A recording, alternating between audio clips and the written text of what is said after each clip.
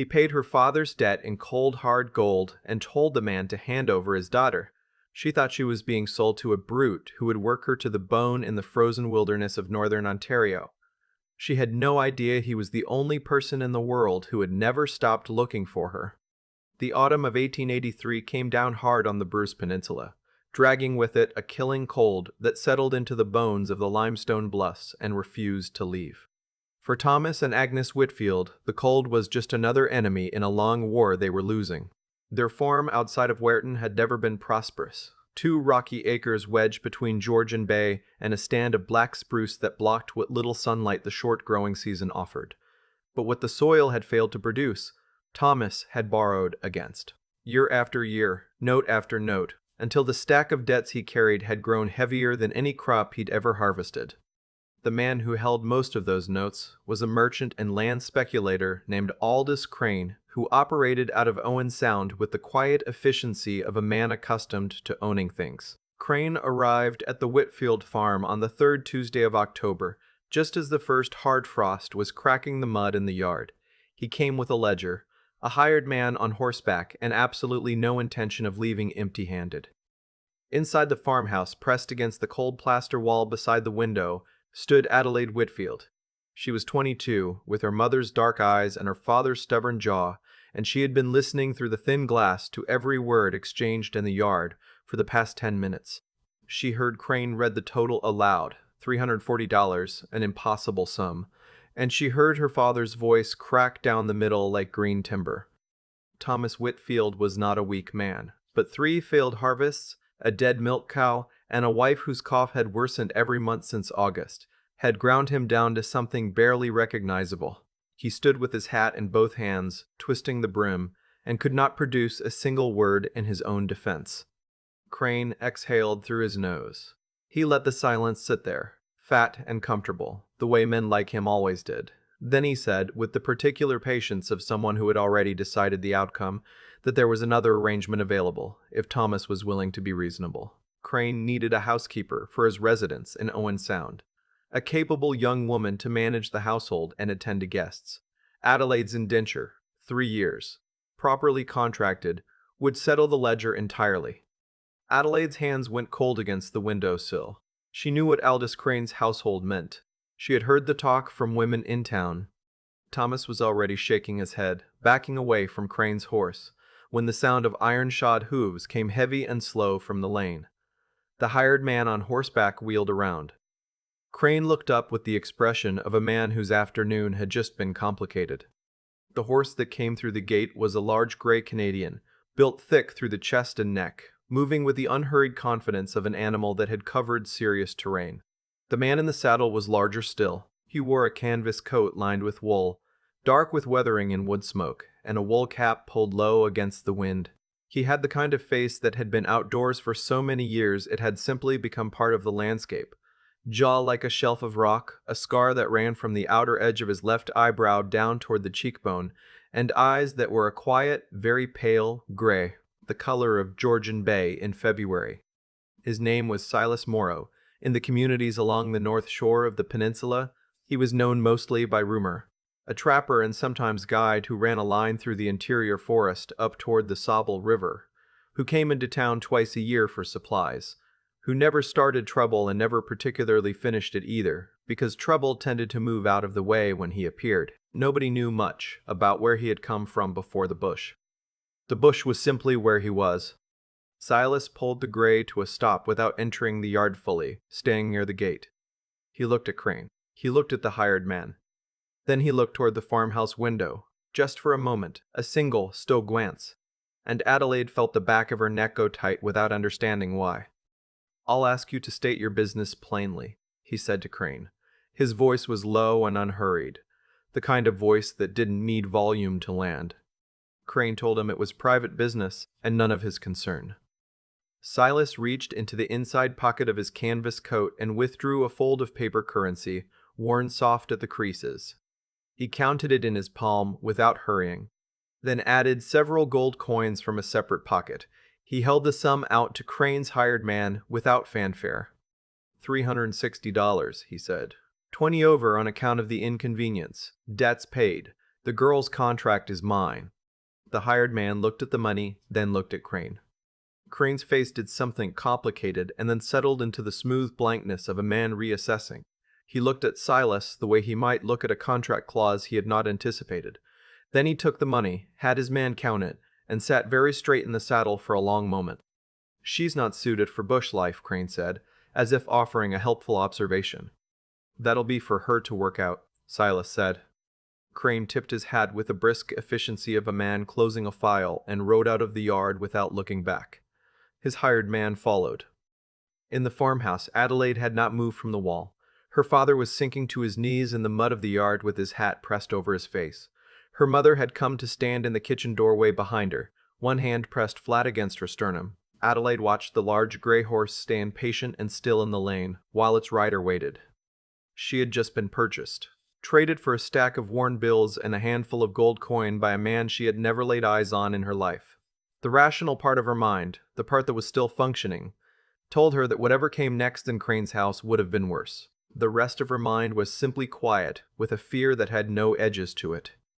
She packed what she could carry: her good wool dress, her grandmother's prayer book, its spine repaired twice with brown thread, a tin of dried lavender her mother had given her 3 Christmases ago, which she had never used and couldn't now explain why she was taking. Her mother held her for a long time without speaking. Thomas Whitfield stood at the gate and did not look at his daughter as she passed through it, because he could not. Silas Morrow helped her onto the back of a second horse, a steady bay mare he had brought on a lead, and said nothing except that they had a long ride, and the weather was coming in from the north, and they should move while the light held. He was not wrong about any of it. They rode for 3 days through the interior of the peninsula, climbing away from the farmed lowlands into the dense mixed forest of maple and pine and white birch that covered the higher ground. Adelaide had grown up along the bay shore, and the bush felt immediately foreign. The silence of it, the way sound was absorbed rather than carried, the sense of being enclosed on all sides by something indifferent to her presence. Silas rode ahead. He did not speak much, but he was not indifferent. He chose the campsites with obvious care, always near water, but sheltered from the north. He built fires that gave off very little smoke. When they stopped for the night, he cooked salt pork and dried beans, tea brewed black and strong, and brought her share to her without being asked. He slept on the far side of the fire with his coat rolled under his head and his rifle close to hand. On the second evening, the temperature dropped sharply, and the wind shifted, coming in cold and wet off the lake. Adelaide was shivering in her wool coat before the fire had fully caught, trying to keep her teeth from chattering audibly and failing. Silas, who had been checking the picketed horses, came back to the fire and crouched across from her, studying the situation without apparent opinion. Then he stood up, shrugged off the heavy canvas coat with its wool lining, and laid it across her shoulders. The coat was enormous on her, swallowing her to the knees. It was warm in a way that felt almost indecent, radiating heat that was not her own, smelling of wood smoke and pine resin and something else underneath. Clean and cold, like creek water in spring. "I run warm," he said, which was clearly true, as he settled back down in his wool shirt without seeming troubled. "Sleep if you can. It's cold tonight, but the weather breaks by morning." Adelaide pulled the coat tighter around her and said nothing for a moment. Then, "What am I supposed to call you?" "Silas," he said, "or Morrow, if you prefer. Either way." She told him her name was Adelaide. He said he knew. She almost asked him how, but the fire had warmed her enough that sleep was pulling hard at the edges of her thoughts, and she let the question go. They arrived at his camp on the 4th afternoon, when the forest opened into a small clearing along the upper Sauble River. It was not what she had expected. She had told herself, in the cold hours of the ride, to expect very little. A crude shelter, a dirt floor, the rough conditions of a man who lived entirely for function. What she found instead was a squared log cabin with a real plank floor, a stone hearth that took up most of the north wall, 2 south-facing windows that let in the weak afternoon light, and a loft overhead accessed by a notched log ladder. The cabin was spare, but cared for. Tools hung in their places. A stack of firewood was laid up under a lean-to at the side, dry and head-high. Woven grass mats covered the floor, and on the table inexplicably was a small jar holding a few dried sprigs of purple wildflower. Silas brought the horses into the lean-to that served as a stable and came back to find Adelaide standing in the middle of the cabin floor, still in his coat, looking at the jar of dried flowers. Previous owner planted them along the south side, he said. I just kept the jar up. Adelaide set her bag down. The fire in the hearth had burned to coals and the cabin was cold but not frozen. She could feel the solid, quiet permanence of the place around her, and for the first time since she had walked through the gate at her father's farm, the fear in her chest settled slightly. Then the reality of the situation reasserted itself. They were alone. There was no Crane, no hired man, no road back to anything she knew. There was one bed in the loft and one man who had paid $360 for the right to whatever arrangement he chose. She turned to face him. Silas was stacking kindling into the hearth with his back to her. He said, without turning around, "Loft's yours. There's a bolt on the inside of the trapdoor if you want it. I keep a bedroll down here by the fire. I don't sleep well in enclosed spaces." Adelaide stared at his back for a long moment. "Why did you pay that money?" she said quietly. It came out more like a statement than a question, and she hadn't entirely meant to say it aloud. He struck a match. The kindling caught. He adjusted 2 larger pieces of wood over it before he answered. Because the alternative was Crane's house. "You could have simply paid the debt," she said. "Left it at that. You didn't have to attach my contract to it." There was a pause. "I know." "Then why?" He turned to look at her for the first time since they'd come inside. In the growing light of the fire, his pale gray eyes were steady and entirely unreadable. "Because I wasn't sure, if I just paid the debt, that your father wouldn't get himself back into the same situation by spring," he said. "And because Crane would have found another reason. He's that kind of man." He paused again. "And because I've had some reason of my own to make sure you were all right, for a few years now." Adelaide frowned. "We've never met." "No," Silas agreed. He was quiet for a moment, seeming to choose his words with the same care he chose his campsites. "We have not formally met." He turned back to the fire. "There's salt fish in the larder and dried corn. I'll cook something before dark." He moved to the small pantry off the side of the main room, and the conversation was apparently over. Adelaide stood in the center of the cabin with the question buzzing in her chest like something trapped, and no clear door to let it out through. She looked around the cabin again. Really looked, this time. The tools. The mats. The jar of dry flowers. On the mantelpiece above the hearth, between a compass and a folded strip of rawhide, sat something that made her go very still. She crossed the room slowly. She reached up and took it down. It was a small carving, maybe 3 inches long, made of pale birchwood smoothed to a high polish by years of handling. A loon. The detail of it was extraordinary. The way the wings were held close to the body, the particular tilt of the bill, and the wood had been worn so smooth that the grain had nearly disappeared under the touch of whatever hands had held it all those years. Adelaide's breath left her in a single, hard exhalation. She was 10 years old. She was kneeling on the dock at her uncle's property on Lake Huron, north of Tobermory, the summer her parents had left her there for 3 weeks while her mother recovered from a fever. She had leaned too far, out reaching for something in the water. A coin, she thought, or maybe a reflection, she couldn't remember now, and gone in. The water was deep along that dock, and she could not swim well, and she had gone down twice before a boy of about 15 or 16 had plunged in from the shore without a word, and dragged her out by the wrist. He had sat with her on the dock for a long time while she coughed and shook. He had not made a fuss about it. He had pulled a small carving from his jacket pocket and pressed it into her hand. A loon, he told her, because loons were good luck on the lake and she looked like she could use some, and sat with her until her breathing steadied and her uncle came running from the house. By the time her uncle arrived, the boy was already gone. She had never learned his name. She had kept the loon for 2 years before losing it in a move, and had thought of it occasionally in the years since, in the way you think of things that cannot be recovered. Adelaide turned the carving over in her trembling hands. On the underside, barely visible, 2 letters had been scratched into the wood. S.M. The cabin door opened. Silas came back in from the side room, stopped when he saw her standing at the hearth with the loon in her palm and her face entirely undone, and went very still. The silence between them was not empty. It was full of 17 years of water and distance and whatever had led him here, and whatever had led her here, and whatever strange, unsentimental mercy, the North had decided to show them both. Lake Huron, Adelaide said, Tobermory Dock. The summer of 1866. Something shifted in Silas Morrow's face, the rock of it easing, very slightly, like a frost going out of ground. You went in off the north side of the dock, he said quietly. Leaned too far over. I was reaching for a dragonfly, she said, which she had not remembered until this exact moment. That's what it was. He moved to the table and sat down in the heavy wooden chair, not looking at her, his large hands resting flat on the planks. My family was camped along that shore. We were traveling west, looking for work. There was a lot of that, back then. He paused. I saw you go in. You just disappeared, she said. You didn't even wait. You had people coming. His voice was even, plain. You didn't need me staying for it. Adelaide looked at the loon in her hand. She thought about the fact that this man had pulled her from the water at 10 years old, had given her this carved bird, had watched her uncle come running down to the dock, and had simply walked back into the forest as if it had meant nothing.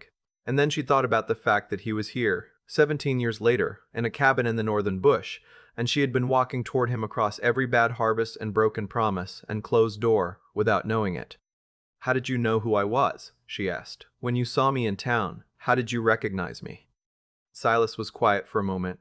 Your uncle mentioned the Whitfield family. It was years ago. I made a point to keep an ear out. He looked at the fire. Last spring I was in Weedern for supplies and saw you at the dry goods. I knew straight off. He paused. I heard about Crane's notes on the way back through. The amount, the timeline. He stopped. Adelaide finished it for him. And you decided. I decided. He confirmed. She set the loon carefully back on the mantelpiece. Her hands were still not entirely steady. That is the strangest and most unreasonable thing I have ever heard, she said. Yes, Silas agreed without any apparent argument. I expect it is. The first weeks were practical and largely silent. Adelaide learned the cabin, its rhythms and requirements, the way the morning light moved across the east wall, and the way the hearth needed to be managed against the cold that came through the north-facing logs. Silas left before dawn most days to check the trap line, returning by mid-afternoon with whatever the line had given up, which he cleaned and prepped in the yard without making a performance of it. He was methodical, competent, unhurried in everything. He taught her things without being asked and without condescension. How to read the weather off the tree line, how to render lard for soap and candles, how to pack a wound with spruce resin if there was nothing better available. He demonstrated once and then left her to it, correcting quietly when she needed correcting, which was less often than she expected. She, in turn, brought things back into the cabin that had apparently been absent for some time. Bread, when the flour allowed, the sound of someone reading aloud in the evenings. She had brought her grandmother's prayer book, but she had also, from habit, begun narrating her thoughts about whatever she observed during the day, and Silas, to her surprise, listened with complete attention, occasionally asking a question that indicated he'd heard every word. She forced him to talk about the forest in the way he clearly thought about it, as something with memory and logic and pattern, and found that when he trusted her enough to say what he actually thought, he was precise and specific and quietly funny in a way that she had not anticipated. By December, they had moved through whatever careful distance had existed between them into something that had no name she could assign to it yet, but felt solid as the plank floor underfoot. And then the ice came for everything. It was January, deep into the cold, when the trouble arrived. Adelaide had gone to the river to check whether Silas's farthest set of snares had caught anything, since he had been running a fever for 2 days, and she had put her foot down about him going out in it. She was on her way back to the cabin through the spruce stand when she heard voices she did not recognize. There were 3 of them, 2 men she had never seen and one she had, a thin man with a clerk's posture who had been in Crane's employ when Crane came to the farm in October. They had horses, and they had a letter which the thin man explained, with the satisfaction of someone who had been looking forward to this moment, was a counterclaim filed by Aldous Crane against the debt settlement, on the basis that a contract of indenture could not be settled by a third party without the named party's signature. It was, the thin man said, very clearly drawn up. Crane's solicitor in Owen Sound had been thorough. Adelaide looked at the letter. She had never had occasion to understand much about the law, but she understood enough to recognize that Crane had spent 2 months building a different trap while she and Silas had been settling into the cabin and learning each other's rhythms. He had taken the $360, which he could not legally refuse once tendered, and then constructed a separate legal argument for why the indenture still stood. "You'll need to come with us," the thin man said. "It's a civil matter. Nobody's looking for trouble." Adelaide looked at the two men behind him. They were not clerks. "I need to speak to my husband," she said. The word came out steadier than she expected. The thin man said she could speak to whoever she liked after she'd come to Owen Sound. The matter was time-sensitive. Adelaide said she would be back inside 15 minutes and went to the cabin. Silas was sitting up when she came through the door, which told her his fever had broken. She explained what was outside in the spruce stand in about 30 seconds. He listened without interrupting, which he always did, and then stood up and pulled on his boots. "Crane filed the counterclaim at Owen Sound," he said. "Yes. We're 3 days from Owen Sound in this weather." "I know." He looked at her for a moment. "You all right?" "I'm very angry," Adelaide said. "That's different from not being all right." His mouth did the small thing it sometimes did, which was not quite a smile but was adjacent to one. He went to the shelf above the door and took down a tin she had not noticed before, which proved to contain a rolled document. He set it on the table and spread it flat. It was a marriage certificate, properly executed, dated 3 weeks prior, signed by the traveling minister who had come through the settlement in December. Adelaide stared at it. "I had him draw it up when he came through," Silas said. In case of exactly this. In case of something like this," he agreed. "Crane's a thorough man. I thought he'd find a different angle eventually." "You didn't tell me." He looked at her directly. "No, I should have. I'm telling you now." Adelaide looked at the certificate for another moment. Then she picked it up and tucked it into the inside pocket of her coat. "I'll handle the man with the letter," she said. "You stay back. You look like you've been sick, which you have, and that won't help." "Adelaide." "I'm very angry," she reminded him. "That's useful right now. You being intimidating is not the problem. The problem is paperwork." He let her go. She walked back out to the spruce stand with the certificate, presented it to the thin man, and explained, in the voice she had once used to calm down a panicking horse, that the indenture contract had been legally dissolved upon marriage, that she was no longer Adelaide Whitfield but Adelaide Morrow, that the certificate was properly dated and witnessed, and that if Crane's solicitor wanted to contest that in Owen Sound, she would be delighted to appear and contest it in return. The thin man read the certificate 3 times. One of the men behind him said something low to the other. The thin man folded the letter back into his coat, said that he would have to take this back to Owen Sound for review, and that they would be in touch. Adelaide said that would be fine. She waited until they had mounted and ridden back through the trees before she turned and walked back to the cabin, where Silas was standing in the doorway, watching her come across the snow. "Well," he said. "They've gone," she said, "for now." She came up the steps and stopped in front of him. He was looking at her with the same steady, unreadable attention he had turned on her since the beginning, except that it was not unreadable anymore, not to her. She had learned to read it the way she had learned to read the weather in the tree line. Not by what was visible, but by what the visible things indicated. "You kept a marriage certificate in a tin above the door," she said. "Yes." "That's still unreasonable." "I know it," he said. "You have been watching out for me, in one way or another, for 17 years, without ever introducing yourself or asking for anything." "That's about the shape of it," Silas agreed. Adelaide looked at him for a long moment in the winter light, with the snow coming slow and easy through the spruce and the river running quiet under its ice somewhere through the trees. Then she stepped inside past him, hung her coat on the peg, and said, "Get back by the fire. You've been sick. I'll make something." He came inside and pulled the door shut behind him. She heard him sit down in the chair by the hearth. She heard the fire shift and settle as he added a piece of wood.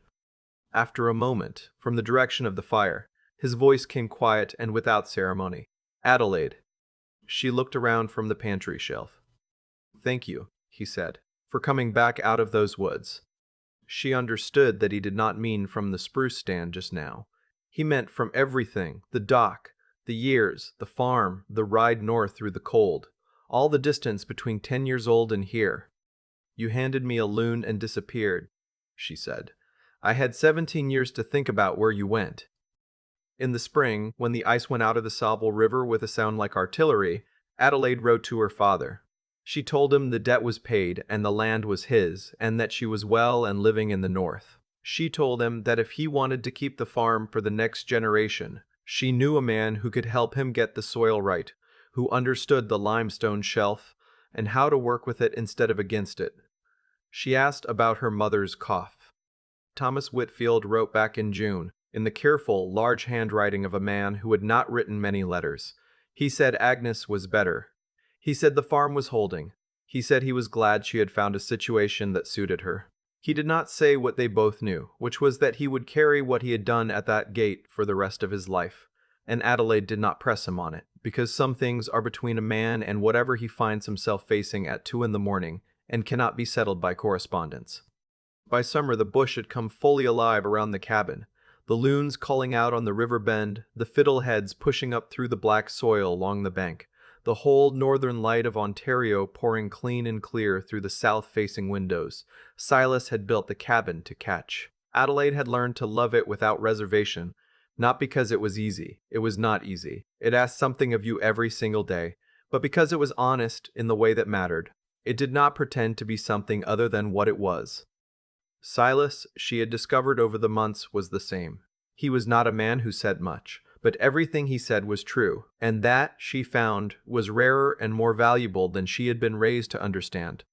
Late one evening in August, she found him on the porch steps in the long northern dusk, turning the loon carving over slowly in his hands the way she suspected he had been doing for years. She sat down beside him. "Do you ever regret it?" she asked. He turned the carving over once more and then looked at it. "No," he said, "not once. Even the $360. That was the easiest part," he said, which she believed, because she understood by now that money was simply a tool to him, like a good axe, useful for what it could do, and not worth much thought beyond that. She took the loon from his hand and looked at it in the fading light. On the underside, the 2 scratched initials, SM. She thought about a 10-year-old girl on a dock with her heart pounding and her hair dripping, and this small carved bird pressed into her palm by a boy who was already walking away, who would spend 17 years moving through the northern country carrying this piece of wood in his pocket like an answer to a question he hadn't been asked yet. She handed it back. "Good luck on the lake," she said. Silas closed his hand around it, looked out at the river bending into the trees, and for the first time she had ever seen, his face was entirely open. No stone in it, no weather, just the quiet of a man who has come, after a very long time, to exactly where he meant to be. The northern dusk folded in around them both, slow and unhurried, the loons calling from somewhere out on the water, and neither of them moved to go inside. "I keep thinking about the loon. Not the man, not the money, not even the cabin in the snow. The loon. That small carved bird that sat on a mantelpiece for 17 years, worn smooth by the hands of someone who never forgot what it meant to pull a frightened child out of cold water and press something solid into her palm before walking back into the trees. That image stays with me longer than anything else in Adelaide and Silas's story, because it says something true about how goodness actually works in a life. It doesn't announce itself. It doesn't wait around to be thanked. It just does what needs doing and moves on, and sometimes, not always, but sometimes, it finds its way back to you. What Silas did at that farmhouse gate wasn't complicated, when you strip it down. He saw a situation that was wrong, he had the means to change it, and he acted. That's the whole of it. He didn't calculate what he'd get back. He didn't wait to see if someone else would step in. There's something in that kind of moral clarity. Knowing what's right without needing it explained to you, and then having the backbone to follow through regardless of what it costs, that I find myself wanting to hold up against the way I move through my own days. How often do I see a situation that needs addressing and talk myself out of it, because the moment passes too quickly, or the cost feels too uncertain, or I tell myself it isn't really my business. Silas had every reason to ride past that yard. He rode in instead. But it wasn't just the act at the gate that made him who he was. It was everything that came after. He could have been brutal or careless or indifferent once Adelaide was in his care. She had no recourse if he had been. And he was none of those things. He taught her what he knew. He made space for her. He listened, genuinely listened, in that way that some people have where you feel the full weight of their attention and understand that your words are being taken seriously. And Adelaide, for her part, didn't fold. She arrived frightened and displaced, and she paid attention, learned what the land required, and by January, she was walking out to face 3 of Crane's men alone with a marriage certificate and a voice she didn't let shake. That kind of steadiness doesn't come from nowhere. It gets built, slowly, out of 1,000 small decisions to keep going, when the easier choice would be to wait for someone else to handle it. What Crane got in the end was the result of his own making. He took the gold and tried to build a second trap with it.